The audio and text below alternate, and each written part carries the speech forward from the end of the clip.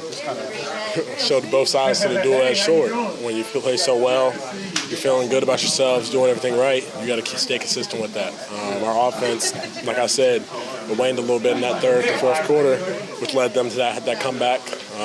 They got out in transition and had an easy baskets. We had done a great job most of the game, make sure we're making the right play over and over and over again. So, it's still a learning curve, and that's something we willed our way back. The past two games we've played, when that happened, it kept spiraling. Versus this time, they made their run. They're up by 8 with however many minutes left, 6, 7 minutes left. We came back, sent it to overtime. Luckily, AD missed those free throws and gave us a chance. And JT made a big shot. And then overtime, we just tried to stay consistent with what we did to get us back in the game.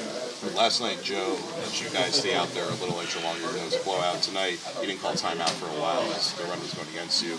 How did that help you guys actually figure it out? Yeah, he trusts us. He trusts us more than any coach probably does in the league, and he understands what type of character and what type of people we are and how committed we are to not only winning and making sure that we don't let it spiral. So it's a learning curve, and I think that he's allowing us. How your parents or somebody like that throws into a pool, and you got to find a. Well, maybe my parents did that. You got to find a way out.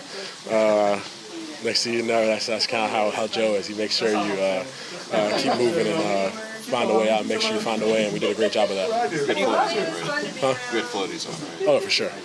How do you guys go about self-correcting on the floor when there aren't those timeouts and when you're on that 5-6 minute run there where Yeah, I think it's a little bit of balance. Sometimes you try different things and next thing you realize they're not working. So then you're like, all right, let's you have one or two guys that may say something or even communicate with one another and communicate to the team and say, who are we trying to attack, what are we trying to accomplish on this end? And that's just literally walking up and down the court after a defensive possession. And I think we've done a great job of that and making sure that we keep each other level and keep each other motivated to continue to play the right way. What kind of role does Marcus play in that? He's done a great job. Marcus is our leader. He's a guy that will continue to make everyone else around him better. And that's something that's so special to have in a point guard and a leader of your team.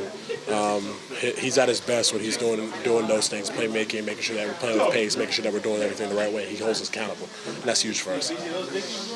Yes, sir.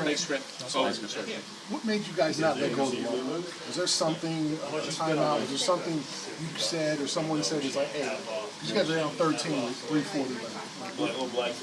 I didn't realize it was that much. Yeah, I think that we realized that, all right, we just got to hone in. We could go the other way and allow it to end the road trip on a bad note, or we can build a sandcastle and make sure we end the day the right way. That's kind of how we looked at it. It's one of those things where we all understood, we're not out of the game. We've seen guys come back from worse, Even in the past week, you've seen guys come back from 13 with 1 minute and 20 seconds left.